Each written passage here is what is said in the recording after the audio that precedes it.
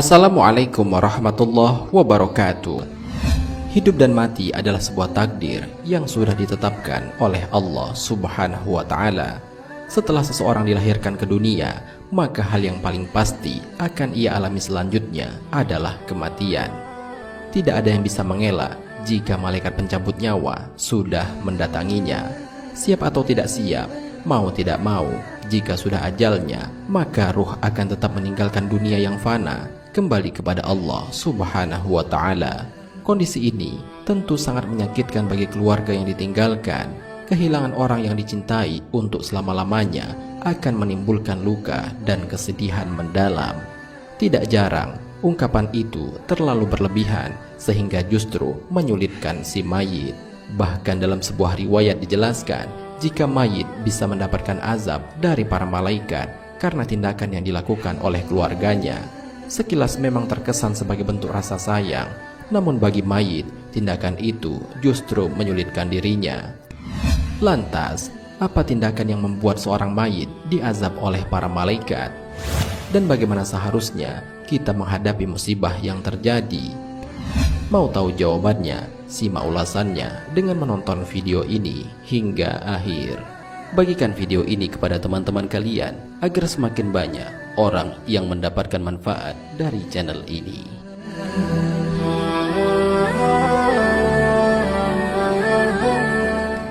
Tindakan yang membuat mayit diazab. Seseorang yang bersedih saat ditinggal oleh orang yang dicintai adalah kondisi yang bisa dimaklumi. Mengingat begitu sakitnya ditinggal oleh orang-orang yang disayangi, hal ini juga pernah dialami oleh Nabi Muhammad SAW ketika kehilangan anak lelakinya yang bernama Ibrahim. Melihat air mata Nabi bercucuran, Abdurrahman bin Auf berkata, "Engkau juga menangis wahai Rasulullah." Rasulullah SAW menjawab, "Ini adalah tangisan kasih sayang." Beliau berkata, "Mata boleh menangis dan hati boleh berduka. Kami tidak mengatakan kecuali apa yang diridhoi Tuhan kami. Kami semua benar-benar berduka berpisah denganmu Ibrahim." Hadis riwayat Bukhari dan Muslim. Kemudian Nabi Muhammad SAW berkata lagi, "Aku tidak melarang orang berduka cita. Yang aku larang adalah menangis sambil menjerit-jerit dengan suara yang meraung-raung. Apa yang kalian saksikan pada diriku saat ini merupakan akibat dari rasa cinta dan kasih sayang yang ada dalam hatiku. Orang yang tidak dapat menunjukkan kasih sayangnya, ia tidak akan mendapatkan kasih sayang dari orang lain."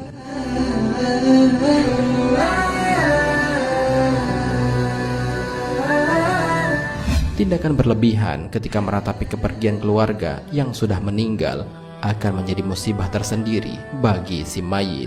Itulah mengapa Rasulullah SAW melarang umatnya untuk berlebihan dalam meratapi seseorang yang sudah meninggal dunia. Hal ini sebagaimana Rasulullah SAW bersabda, "Tidakkah kalian mendengar bahwa Allah tidak menyiksa disebabkan tetesan air mata atau kesedihan hati, namun Allah menyiksa atau merahmati disebabkan ini?" Beliau berisyarat ke lisannya, "Sesungguhnya mayit akan disiksa disebabkan tangisan keluarganya kepadanya." Hadis riwayat Bukhari dan Muslim. Dalam riwayat lainnya juga dijelaskan, barang siapa yang menghitamkan pintu rumahnya atau pakaiannya ketika terjadi musibah, kematian, atau memukuli tokonya, menebangi pohon atau memotong rambutnya, maka akan dibangun untuk dirinya setiap rambut satu rumah dari api neraka. Allah tidak menerima hartanya dan sedekahnya selama pintu rumahnya masih tetap hitam atau tanda duka yang mendalam. Allah juga akan menyempitkan kubur si mayit, akan menguatkan hisabnya, dan si mayit akan dilaknati oleh seluruh malaikat yang ada di langit dan di bumi. Akan ditulis pada diri si mayit 1000 kesalahan dan dibangkitkan dari kuburnya dalam keadaan telanjang.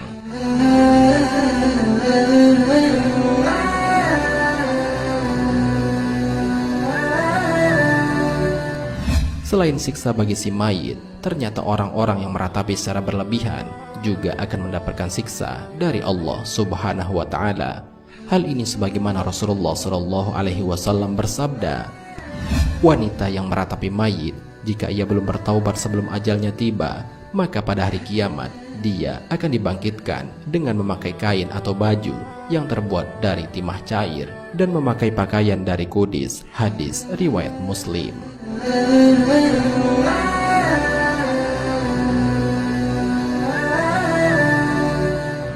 Cara menghadapi suatu musibah.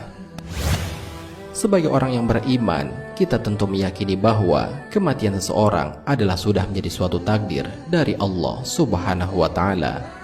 Cara menghadapi musibah yang menimpa adalah dengan mengikhlaskan, bersabar, dan mendoakan orang yang sudah meninggal dunia. Dengan ikhlas dan sabar, sesungguhnya dapat membuat hati orang yang ditinggalkan menjadi lebih lega dalam menghadapi musibah yang terjadi. Selain itu, Allah juga akan memberikan ganjaran besar bagi orang-orang yang sabar dalam musibahnya. Allah Subhanahu wa Ta'ala berfirman, "Dan sungguh akan kami berikan cobaan kepadamu dengan sedikit ketakutan, kelaparan, kekurangan harta, jiwa, dan buah-buahan. Dan berikanlah berita gembira kepada orang-orang yang sabar, orang-orang yang apabila ditimpa musibah, mereka mengucapkan, Inna lillahi wa inna ilaihi roji'un." Al-Quran Surat Al-Baqarah ayat 155 sampai 156.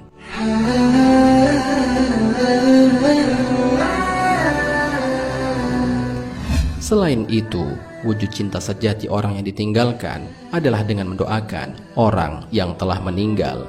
Karena sesungguhnya tiada yang lebih diinginkan oleh orang yang sudah meninggal dalam kuburnya selain kiriman doa-doa dari orang-orang yang masih hidup di dunia. Hal ini sebagaimana dijelaskan dalam sebuah hadis. Seorang mayat dalam kuburnya seperti orang tenggelam yang sedang meminta pertolongan. Dia menanti-nanti doa ayah, ibu, anak, dan kawan yang terpercaya.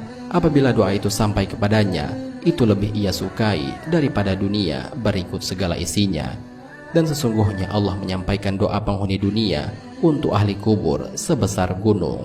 Adapun hadiah orang-orang yang hidup kepada orang-orang mati ialah memohon istighfar kepada Allah untuk mereka dan bersedekah atas nama mereka. Hadis riwayat Ad-Dailami. Dalam hadis lainnya dikatakan, Utsman bin Affan menuturkan, apabila Rasulullah SAW telah selesai menguburkan jenazah, beliau bersabda, mintakanlah ampunan untuk saudara kalian ini dan mohonkanlah keteguhan untuknya, karena sesungguhnya dia sekarang sedang ditanya. Hadis riwayat Abu Dawud.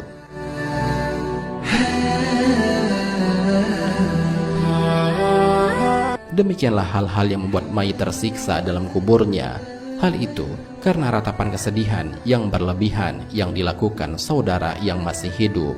Oleh karena itu, hendaklah kita mengikhlaskan dan ridho terhadap takdir yang sudah terjadi dan memperbanyak doa untuk orang yang sudah meninggal tersebut. Karena sesungguhnya mendoakannya adalah bukti cinta sesungguhnya bagi orang yang masih hidup kepada orang-orang yang telah meninggal dunia. Wallahu a'lam bishawab. Jika terdapat kesalahan dalam penyampaian ini, admin mohon maaf, dan itu merupakan kesalahan dari admin sendiri. Jika ada benarnya, itu adalah dari Allah Subhanahu wa Ta'ala. Semoga bermanfaat. Wassalamualaikum warahmatullahi wabarakatuh.